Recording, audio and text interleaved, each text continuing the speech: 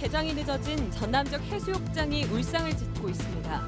지역 경기 위축에다 장맛비까지 겹치면서 피서객 예상 목표치도 일찌감치 줄였습니다.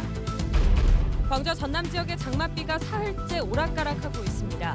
내일은 잠시 소강 상태를 보이다 모레부터 다시 비가 시작되겠습니다. 세월호 특별법 제정을 위해 나선 유가족들이 광주에서 서명운동에 돌입했습니다. 유가족들을 만나 특별법 제정 이유를 직접 들어봤습니다. 아파트 분양시장이 치열해지면서 실수요자를 잡기 위한 건설사들의 아이디어 전쟁도 뜨거워지고 있습니다. 여러분 안녕하십니까? 광주 MBC 뉴스데스크입니다. 세월호 참사가 일어난 지 오늘로 79일째입니다. 진상규명과 책임자 처벌을 요구하는 특별법 제정을 위한 서명운동을 하러 희생자 가족들이 오늘 광주를 찾았습니다. 광주 시민들이 가족들을 위로하며 서명운동에 적극적으로 참여했습니다. 첫 소식 송정근 기자입니다. 이른 아침 광주 광천 사거리에 세월호 희생자들의 무사기환을 의미하는 노란색 우산이 펼쳐졌습니다. 세월호 진상규명과 책임자 처벌을 위한 특별법 제정 천만인 서명운동을 호소하러 유가족들이 경기도 안산에서 광주까지 온 겁니다. 발생한 지 79일째 되는 날입니다. 세월호 희생자 가족들은 두 팀으로 나눠 전라도와 경상도에서 각각 서명운동을 벌이고 있습니다. 목표는 국민 1,000만 명의 서명을 받는 겁니다. 시민들의 호응은 뜨거웠습니다. 똑같은 부모 마음은 다 같다고 생각합니다, 솔직히. 그래서 하루라도 빨리 이걸 좀 빨리 이 사태를 해결했으면 좋겠습니다. 나와 내 아이가 안전한 대한민국에서 살아갈 수 있도록 반드시 특별법 제정돼야 됩니다. 평소 같으면 그냥 지나쳤을 학생들도 가던 길을 돌아와 서명에 동참했습니다. 사회적으로 문제되고 있고 해서 빨리 밝혀졌으면 좋겠어서 서명했어요. 오후에 희생자 가족들이 추가로 합류하면서 광주 시내 곳곳에서 서명운동이 펼쳐졌습니다. 세월호 희생자 가족들은 내일도 무등산과 금남로, 광천 터미널 등을 돌며 광주 시민들을 만나 특별법 제정을 호소할 예정입니다. MBC 뉴스 송정근입니다.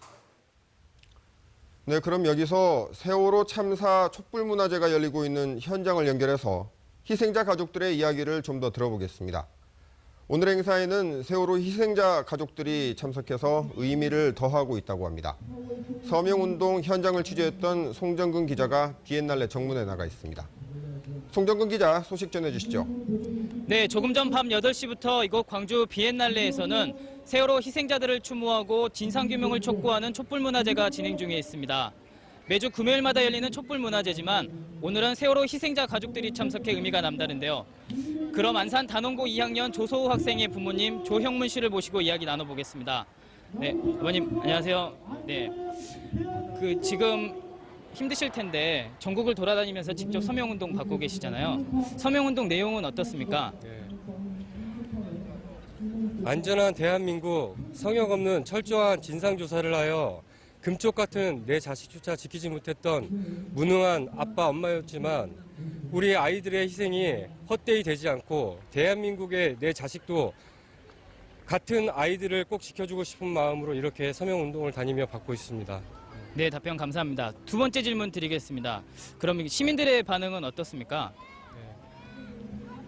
네, 적극적으로 참여해 주시는 분들이 너무도 많아 감사하고요. 또 다른 의견을 가지고 계시지만 그분들 각자의 의견도 존중합니다. 네, 감사합니다. 세 번째 질문 드리겠습니다. 그럼 지금 가장 힘드신 점은 어떤 것들이 있으신가요?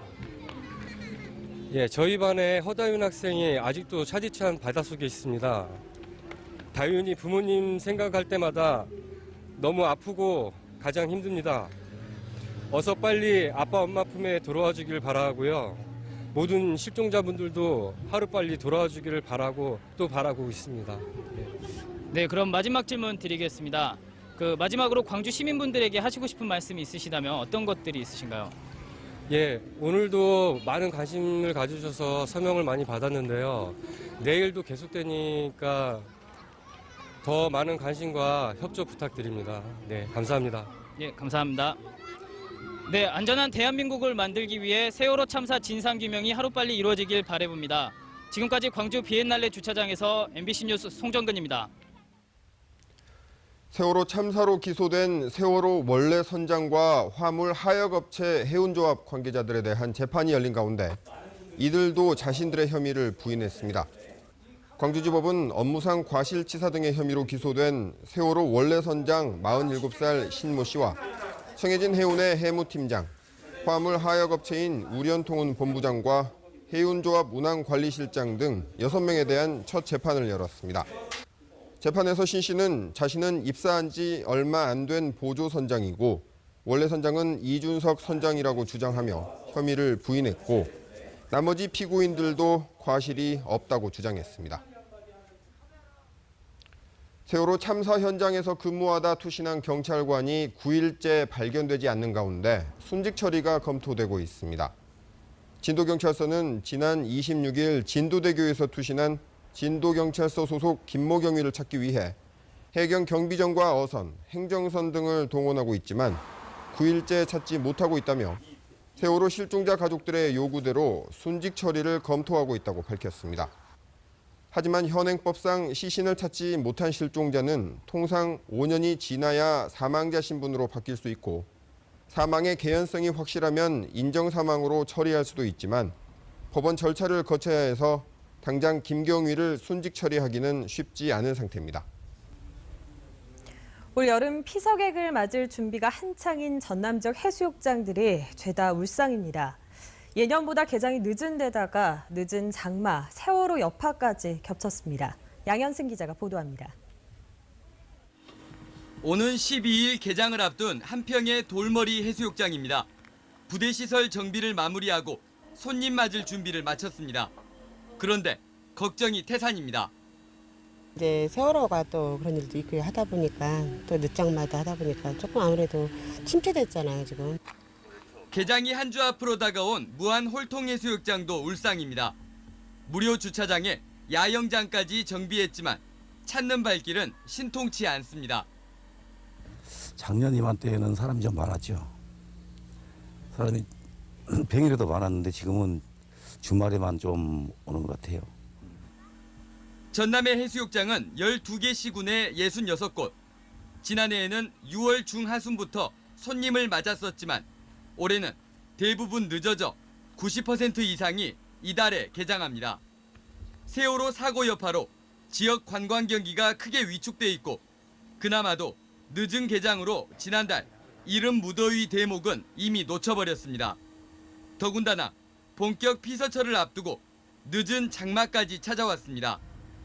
올해부터 매주 한 차례 해수욕장 수질 검사를 시군이 맡아서 해야 하는데 한 번에 250만 원이 드는 검사비 부담에 해수욕장 개장 기간도 짧아졌습니다. 그 수질 검사 비용이 한 주당 3개소를 다 해야 되는데 250만 원의 경비가 좀 소요가 되더라고요. 근데 이제 기간이 길어질수록 부담이 많이 되고 지난해까지 2년 연속 600만 명을 끌어모았던 전남의 해수욕장.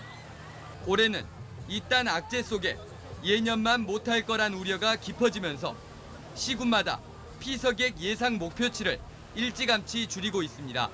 MBC 뉴스 양현승입니다. 장마철이 휴가철과 겹치다 보니 주말 휴일 날씨가 궁금한 분들 많을 텐데요. 일요일 오후부터 장맛비가 다시 시작된다고 합니다. 강예슬 기상캐스터가 자세한 날씨 소식 전해드립니다. 잔뜩 찌푸린 하늘에 종일 비가 내리다 그치다를 반복했습니다. 내일부터 모레 오전까지는 비 소식 없이 흐린 하늘이 이어지겠습니다. 장마 전선의 영향으로 휴일 오후부터는 비가 시작되겠습니다. 월요일까지 예상되는 비양은 10에서 40mm입니다. 비가 내리면서 일요일 낮 최고 기온은 26도에 머무르며 크게 덥지 않겠습니다. 장맛비는 월요일 아침까지 이어지다가 오후부터 다시 소강 상태를 보이겠습니다. 우리 지역의 장마 특성을 분석해보면 보통 6월 말부터 시작했지만 올해는 22년 만에 7월에 시작했습니다. 장마 기간 중 실제로 비가 내린 날은 약 17일로 나타났으며 평균적으로 총 35cm 정도의 장맛비가 내렸습니다. 올 장마는 평년에 비해서 9일 정도, 작년에 비해서 14일 정도 늦게 시작됐습니다. 장마 기간은 평년보다 짧고 강수량은 평년과 비슷하거나 조금 적겠습니다. 장마 장마철에는 일명 행복 호르몬이라 불리는 세로토닌의 분비가 줄어든다고 하는데요. 그래서 작은 일에도 쉽게 예민해지고 우울해지기 쉽다고 합니다. 건강 관리에 힘쓰셔야겠습니다. 지금까지 MBC 뉴스 강예슬입니다. 아파트 분양 경쟁이 치열해지면서 건설사들의 아이디어 전쟁도 뜨겁습니다. 똑같은 구조에 전혀 다른 인테리어가 적용되기도 하고 주부들의 동선을 세심하게 배려하는 게 요즘의 특징이라고 합니다. 이재원 기자입니다. 혁신도시에 들어서는 한 아파트 모델하우스. 현관에 들어서자마자 주방과 함께 수납 공간을 극대화한 거대한 수납장이 눈에 띕니다. 전용 면적 82제곱미터의 아파트는 전혀 다른 모습으로도 변신이 가능합니다. 수납 공간이 방으로 변신했고 인테리어도 차별화했습니다. 같은 아파트, 같은 동에도 서로 다른 모델이 적용되지만 별도의 추가 비용 없이 소비자의 선택으로 가능하도록 했습니다. 고객들한테 내 집이어도 다른 집하고 좀 차이를 두면서 더 좋은 집을 선택할 수 있게 선택권을 드리는 거죠. 전용 면적 78제곱미터의 이 아파트는 요즘 유행하는 4베이, 즉 방과 거실을 모두 전면에 배치하는 방식에서 탈피했습니다. 그리고 작은 방을 안방과 연결시키는 3베이 방식을 과감하게 도입해 주방과 거실 면적을 넓혔습니다. 주방 폭을 깊게 만들어드려서 수납 공간을 훨씬 더 많이 4베이 때보다 제공을 해드렸고요. 현관에서 주방으로 바로 출입이 가능하도록 간이 출입문을 설치했고 수납 공간을 극대화한 아파트도 등장했습니다. 주요 타겟인 주부들의 눈높이에 맞추기 위해서입니다. 주부들이 활동하는 공간에 있어가지고 얼마만큼 편하게 사용할 수 있냐 이런 부분에 있어가지고 트렌드가 좀 많이 바뀌고 있는 추세입니다. 갈수록 분양시장의 경쟁이 치열해지면서 톡톡 튀는 아이디어로 실수요자를 잡기 위한 다양한 실험이 아파트 시장에서 시도되고 있습니다. MBC 뉴스 이재원입니다. 우리 이웃들의 목소리를 영상으로 전하는 카메라 리포트 시간입니다. 오늘은 광주에서 교통사고가 가장 많이 일어난다는 서구 계수 사거리를 취재했습니다.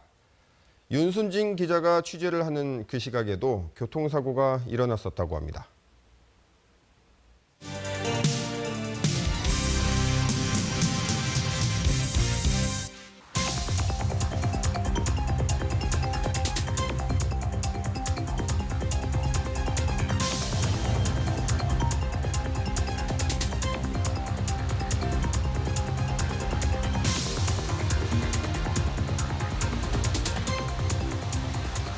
꼬리물기 식으로 해가지고 신호를 잘 안 지키는 그런 습관 때문에 사고가 많이 나는 걸로 알고 있습니다.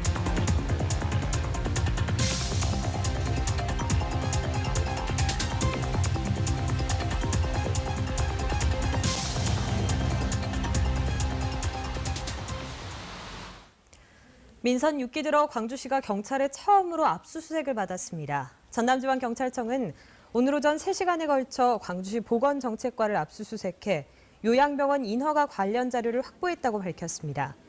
경찰은 화재로 21명이 숨진 장성 효사랑 요양병원과 같은 의료재단인 광주 효은요양병원이 지난 2012년 광주시로부터 허가를 얻는 과정에서 부적절한 행위가 있었던 것으로 의심하고 있습니다.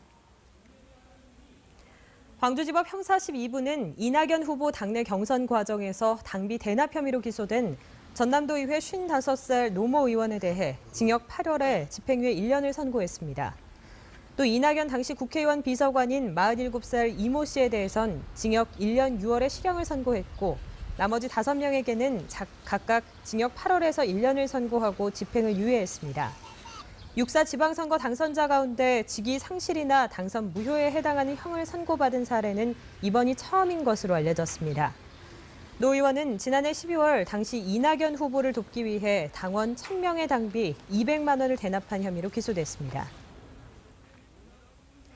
광주 참여자치 21은 새정치민주연합의 광산을 보궐선거 전략공천 방침에 대해 패권 정치와 패거리 정치라고 비판했습니다. 참여자치 21은 광주 정치는 광주 시민이 자주적으로 결정해야 한다며 새정치민주연합이 6.4 지방선거에 이어 이번 보궐선거에서도 패권 정치를 되풀이하는 현실에 분노한다고 말했습니다. 제2의 샤라포바란 찬사를 받고 있습니다.